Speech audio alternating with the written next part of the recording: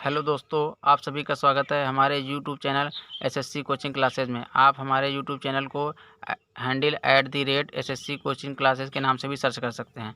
दोस्तों, ये हमारा डिस्काउंट का पार्ट 3 है। तो चलिए शुरू करते हैं आज के पहली सवाल। पहली सवाल दी है, किसी वस्तु के अंकित मूल्य पर 10% की छूट देने के बाद भी दुकानदार को 20% का लाभ होता है। यदि वस्तु का अंकित मूल्य 500 रुपये है तो उसका क्रय मूल्य क्या होगा। ठीक है दोस्तों, चलिए इसको लगाते हैं। माना अंकित मूल्य, ट्रिक हमारी क्या है कि माना अंकित मूल्य कितना हो जाएगा। माना इसका अंकित मूल्य 100 रुपये, अंकित मूल्य मान लीजिए इसका 100 रुपये दिया है। ठीक है, अब कह रहा है कि 10% की छूट दे दिया। इस अंकित मूल्य पे 10% की जब छूट देंगे तो ये हमारा हो जाएगा 90 रुपये। उसके बाद कह रहा है कि छूट देने के बाद भी दुकानदार को 20% का लाभ होता है। तो 20% का लाभ होता है, यानी यहाँ पे हो जाएगा 120 रुपये। यहाँ पे प्लस लाभ जो होता है उसको जोड़ लिया जाता है और यहाँ पे जो छूट होती है उसको घटा लिया जाता है। ध्यान दीजिएगा, यहाँ ये जो 120 जोड़ने प्लस लाभ जोड़ने पे जो भी वैल्यू आती है वो हमेशा अंकित मूल्य या विक्रय मूल्य होती है। ठीक है, और यहाँ पे जो छूट 100 में से छूट घटाने पे जो आता है वो हमेशा क्रय मूल्य होता है, क्रय मूल्य होता है। ठीक है दोस्तों, अब इसको सॉल्व करते हैं। अब हमारा क्रय मूल्य और अंकित मूल्य, सवाल में अंकित मूल्य दिया है और क्रय मूल्य पूछ रहा है, तो क्रय मूल्य और अंकित मूल्य का अनुपात है। यहाँ हमें अंकित मूल्य मानना पड़ेगा। तो क्रय मूल्य और अंकित मूल्य का अनुपात, ये 0 से ये 0 काट दिया, यहाँ पे 3 त्रिक का 9 हो गया और 3 चौको 12, यानी क्रय मूल्य और विक्रय मूल्य का अनुपात कितना आ गया, 3:4 का। क्रय मूल्य और विक्रय मूल्य का अनुपात कितना आ गया, 3:4 का। लेकिन सवाल में क्या कह रहा है कि यदि वस्तु का अंकित मूल्य 500 रुपये है, वस्तु का एक्चुअल अंकित मूल्य कितना, ये जो 100 माने थे अब इससे मतलब नहीं। यदि वस्तु का अंकित मूल्य वाला अनुपात कितना दिया है, 4 आ गया है। अंकित मूल्य की तरफ देखिए 4 है ना, तो इसका एक्चुअल मूल्य कितना दिया है हमारा 500 रुपये। ठीक है ना, एक्चुअल मूल्य कितना दिया है 500, यानी कि अनुपाते 4 अंकित मूल्य बराबर 500 दिया है। ठीक है, अंकित मूल्य का मतलब 500 दिया है।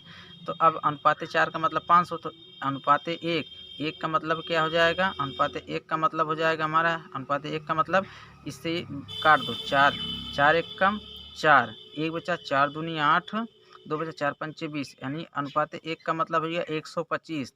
जब अनुपाते 1 का मतलब होगा तो इसलिए क्रय मूल्य बताइए। देखिए क्रय मूल्य का अनुपात कितना है, 3 ना, तो अनुपाते 3 का मतलब हो जाएगा 125 गुणते 3। ठीक है, 125 गुणते 3, इसको जब सॉल्व करेंगे तो 100 तियाँ 325 75, 375 रुपये इसका क्रय मूल्य आ जाएगा। इसका क्रय मूल्य कितना आ जाएगा, 375 रुपये, जो ऑप्शन हमारे बी में सही है।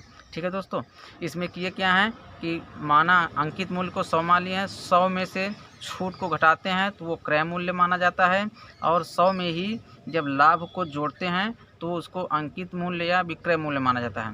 तब अंकित मूल्य या विक्रय मूल्य इसको मान लिए। अब क्रय मूल्य और अंकित मूल्य का अनुपात 90:120 था, तो इसको सॉल्व करने पे क्रय मूल्य और विक्रय मूल्य का अनुपात हमारा 3:4 आ गया। जब अनुपाते 4 का मतलब 500, यानी अनुपात 4, एक्चुअल में अंकित मूल्य कितना है 500, तो अंकित मूल्य का अनुपात 400 है, तो 4 बराबर 500। अनुपाते 4 का मतलब 500 दिया है, तो 1 अनुपात का मतलब 4 से भाग देंगे तो 125 बार, यानी 125 आएगा। जब 1 अनुपात का मतलब 125 है तो 3 अनुपात है, यानी अनुपात 3 का मान पूछ रहा है, तो 125 गुणते 3 यानी 375। यही हमारे सवाल का आंसर हो गया। इसको आप एक दूसरे तरीके से भी लगा सकते हैं। देखिए दोस्तों, दूसरा तरीका हमारा क्या कह रहा है कि यदि किसी वस्तु का अंकित मूल्य 500 रुपये है, 500 रुपये वाली अंकित मूल्य, यानी 500 रुपये अंकित कोई मूल्य है। ठीक है ना, इस पर क्या कह रहा है कि इसी पर 10% की छूट दी गई। 10% की छूट यानी 90 रुपये हो गया है, और 20% का लाभ लिया गया यानी 120 रुपये हो गया।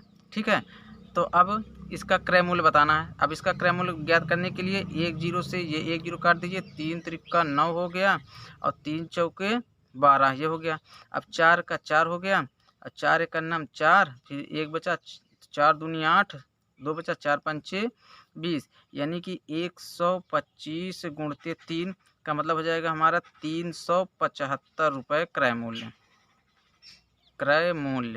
ठीक है दोस्तों, आप चाहे इसको इस तरीके से लगाइए या इस तरीके से लगाइए।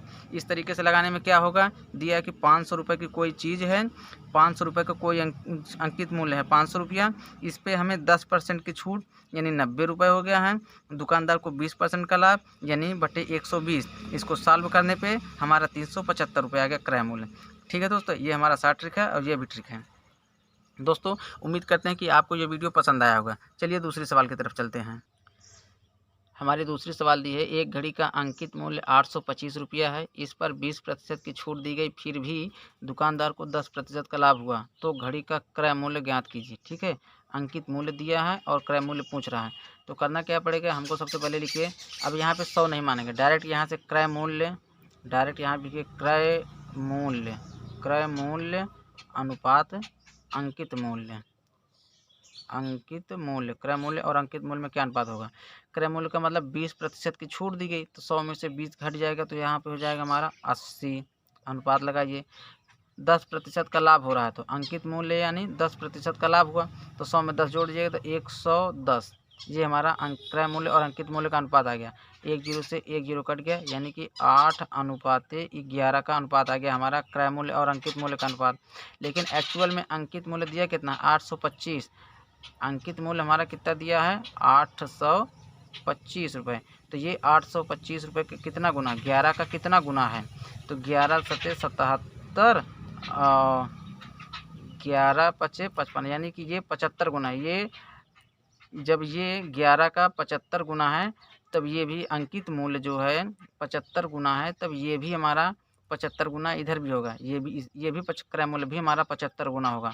तो यानी कि 75 गुना का मतलब 8, इसलिए क्रय मूल्य लिखिए, क्रय मूल्य ये भी 75 गुना होगा इसका, तो 8 गुणते 75, 8 और 75 का जब हम गुणा करेंगे तो सीधे सीधे हमारा आ जाएगा 600 रुपया, 600 रुपया, ये हमारा क्रय मूल्य हो गया। इसका क्रय मूल्य कितना है हमारा, 600 रुपया। ठीक है दोस्तों, आप इसको दूसरी तरह से लगा सकते हैं कि 825 का अंकित मूल्य है, 825 रुपये का अंकित मूल्य है, जिस पर 20% की छूट दी गई, 20% की छूट को 100 में से 20 कम कर दीजिए, तो हमारा हो गया 80 बटे 10% का लाभ हुआ तो 110, ये 0 से ये 0 कट गया। अब इसको जब सॉल्व करेंगे 11 से 11 सत्ते 77 हो गया, 11 पचे 55 हो गया, हमारा बचा कितना, 75 गुणते 8, यानी कितना आ गया हमारा 600 रुपया। चाहे आप इस तरीके से लगाएं या इस तरीके से लगाएं, 600 रुपये इसका क्रय मूल्य। ठीक है दोस्तों, हमने क्या किया, यहाँ पे 100 नहीं माना, 60 के रूप में डायरेक्ट क्रय मूल्य और अनुपाते अंकित मूल्य रख लिया। तो क्रय मूल्य क्या किसको कहते हैं, 100 में से छूट को घटा देते हैं, 100 में से छूट को 20 को घटा दिया तो 80 आ गया, 80 अनुपाते। अंकित मूल्य किसको कहते हैं, जो लाभ हुआ होता है उसको 100 में जोड़ देते हैं, तो 100 में 10 जोड़ेंगे, 10% का लाभ हो रहा है तो 100 गुणते 100 धन 10, 110। इसको जब सॉल्व किया तो हमारा 8:11 आ गया। लेकिन एक्चुअल में हमारा दिया है अंकित मूल्य 825 रुपये। जब 825 रुपये दिया गया तो ये अंकित मूल्य का अनुपात है कितना है, 11 है, तो ये 11 का कितना गुना है, जितना गुना ये दिया है 825, उतना ही गुना क्रय मूल्य होता है।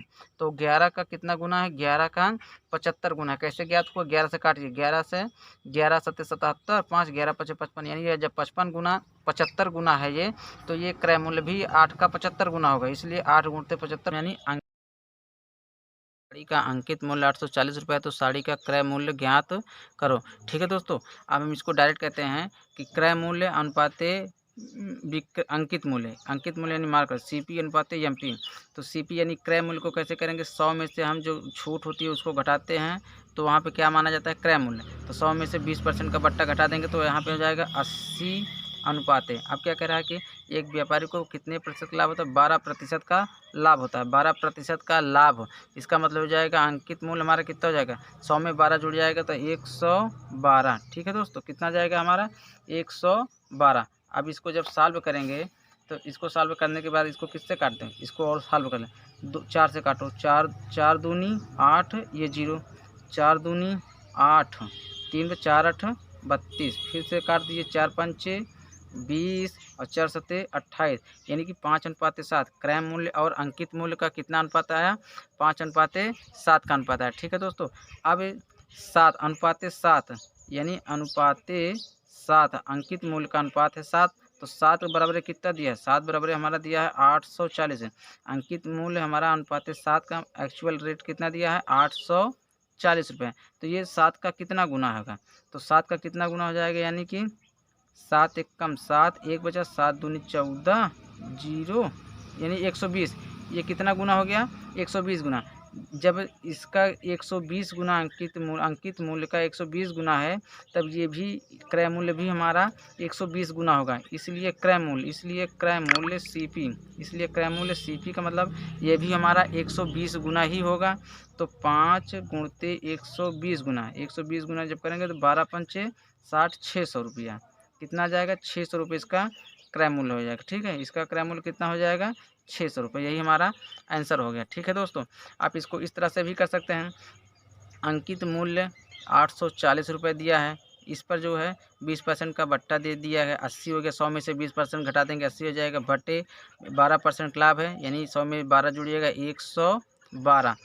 तो इसको हल करते हैं 4 से, 4 दूनी 8, ये 0 हो गया। और 4 दूनी 8, 3 4 8 32, फिर 4 से 4 पंचे 20, 4 सते 28। अब ये 7 से, 7 एक नम 7, अब 7 एक नम 7, 1 बचा, 7 दूनी 14, 120 यहाँ बचा। तो 120 गुणते 5, इसको जब सॉल्व करेंगे तो हमारा 600 रुपया क्रय मूल्य आ गया। उम्मीद करते हैं दोस्तों आपको हमारे चैनल को SSC कोचिंग क्लासेज या handle @KM SSC coaching classes के नाम से सर्च करें और इस चैनल को सब्सक्राइब करें और अपने दोस्तों में शेयर करें।